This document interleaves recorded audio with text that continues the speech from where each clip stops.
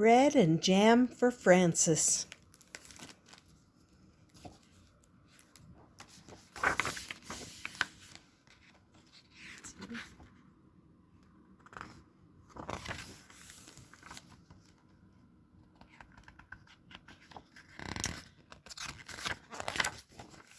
It was breakfast time, and everyone was at the table. Father was eating his egg. Mother was eating her egg. Gloria was sitting in a high chair and eating her egg too. Francis was eating bread and jam. "What a lovely egg," said Father. "If there's one thing I'm fond of for breakfast, it is a soft-boiled egg." "Yes," said Mother, spooning up egg for the baby. "It's just the thing to start the day off right." "Ah," said Gloria, and ate up her egg. Frances did not eat her egg. She sang a little song to it. She sang the song very softly. "I do not like the way you slide. I do not like your soft inside. I do not like you lots of ways, and I could do for many days without eggs." "What did you say, Frances?" asked Father. "Nothing," said Frances, spreading jam on another slice of bread. "Why do you keep eating bread and jam?" asked Father, "when you have a lovely soft-boiled egg?" "One of the reasons I like bread and jam," said Frances, "is that it does not slide off your spoon in a funny way." "Well, of course," said Father, "not everyone is fond of soft-boiled eggs for breakfast, but there are other kinds of eggs. There are sunny-side-up and sunny-side-down eggs." "Yes," said Frances, "but sunny-side-up eggs lie on the plate and look up at you in a funny way. And sunny-side-down eggs just lie on their stomachs and wait." "What about scrambled eggs?" said Father. "Scrambled eggs fall off the fork and roll under the table," said Frances. "I think it's time for you to go to school now," said Mother. Frances picked up her books, her lunchbox, and her skipping rope. Then she kissed Mother and Father goodbye and went to the bus stop.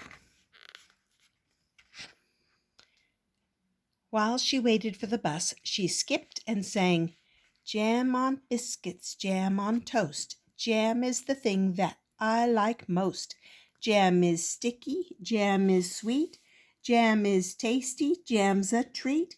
Raspberry, strawberry, gooseberry. I am very fond of jam." That evening for dinner, Mother cooked breaded veal cutlets with string beans and baked potatoes. "Ah," said Father, "what is there handsomer on a plate and tastier to eat than breaded veal cutlet?" "It is a nice dish, isn't it?" said Mother. "Eat up the string bean, Gloria." "Oh," said Gloria, and ate it up. She had already eaten her dinner of strained beef and sweet potatoes, but she liked to practice with a string bean when she could. "Where do breaded veal cutlets come from?" asked Frances. "And why are French-cut stringless beans called string beans?" "We can talk about that another time," said Father. "Now it is time to eat our dinner." Frances looked at her plate and sang, What do cutlets wear before they're breaded? Flannel nightgowns, cowboy boots, furry jackets, sailor suits." Then she spread jam on a slice of bread and took a bite. "She won't try anything new," said Mother to Father. "She just eats bread and jam." "How do you know what you'll like if you won't even try anything?" asked Father. "Well," said Frances, "there are many different things to eat, and they taste many different ways. But when I have bread and jam, I always know what I'm getting, and I'm always pleased." "You try new things in your school lunches," said Mother. "Today I gave you a chicken salad sandwich." There," said Father to Frances. "Wasn't it good?" "Well," said Frances, "I traded it to Albert." "For what?" said Father. "Bread and jam," said Frances. The next morning at breakfast, Father sat down and said, "Now I call that a pretty sight. Fresh orange juice and poached eggs on toast. That's a proper breakfast for you." Thank you for saying so, said Mother. Poached eggs on toast do have a cheery look, I think. Frances began to sing a poached egg song. Poached egg on toast, why do you shiver with such a funny little quiver? Then she looked down and saw that she did not have a poached egg. I have no poached egg, said Frances. I have nothing but orange juice. I know, said Mother. Why is that? Said Frances. Everybody else has a poached egg.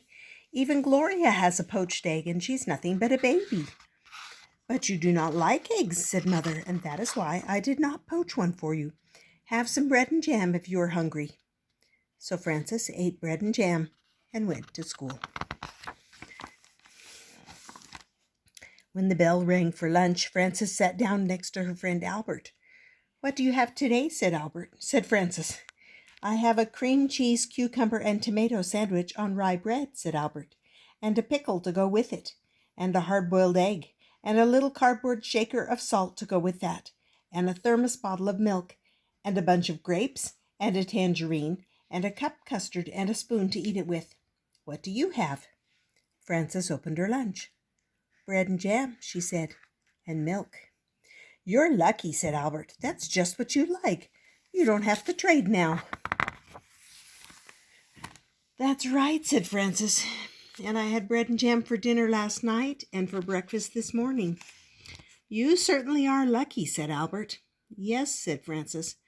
I'm a very lucky girl, I guess, but I'll trade you if you want to. That's all right, said Albert.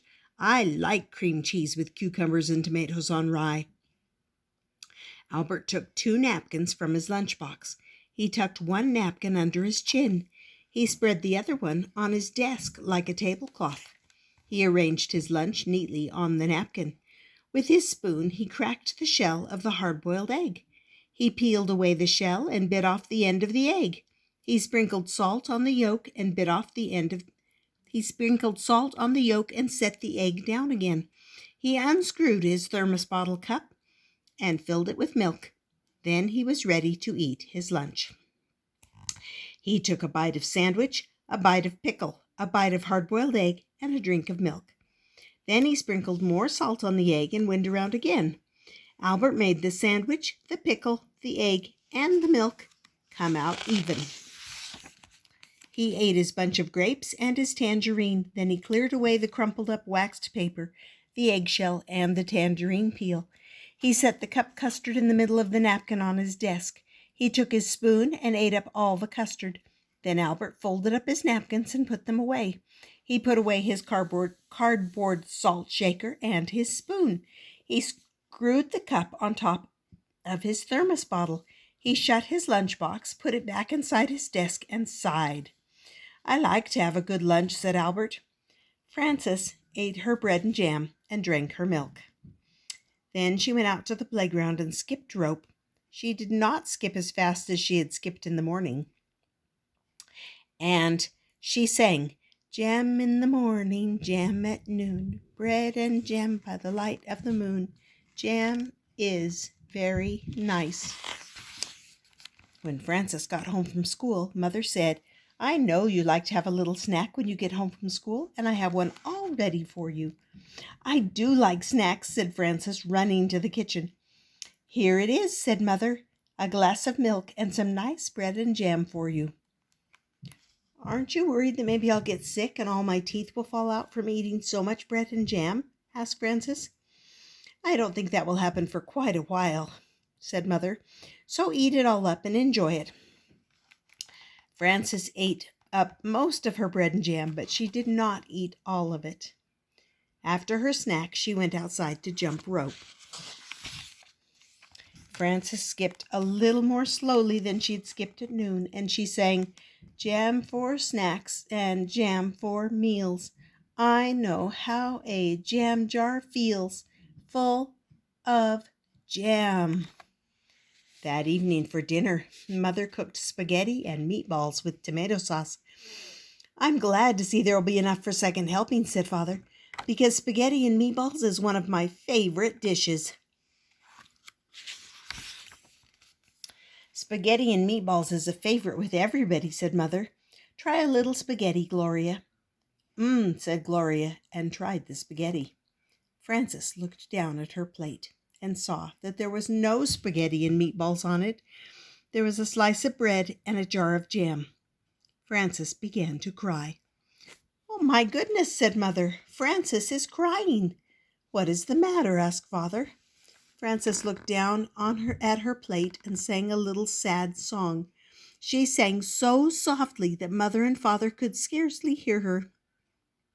"What I am is tired of jam." "I want spaghetti and meatballs," said Frances. "May I have some, please?" "I had no idea you liked spaghetti and meatballs," said Mother. "How do you know what I like if you won't even try me?" asked Frances, wiping her eyes. So Mother gave Frances spaghetti and meatballs, and she ate it all up. The next day, when the bell rang for lunch, Albert said, "What do you have today?" "Well," said Frances, laying a paper doily on her desk and setting a tiny vase of violets in the middle of it. "Let me see." She arranged her lunch on the doily. "I have a thermos bottle with cream of tomato soup," she said, "and a lobster salad sandwich on thin slices of white bread. I have celery, carrot sticks, and black olives, and a little cardboard shaker of salt for the celery, and 2 plums, and a tiny basket of cherries, and vanilla pudding with chocolate sprinkles, and a spoon to eat it with." "That's a good lunch," said Albert. "I think it's nice that there are different kinds of lunches and breakfasts and dinners and snacks. I think eating is nice."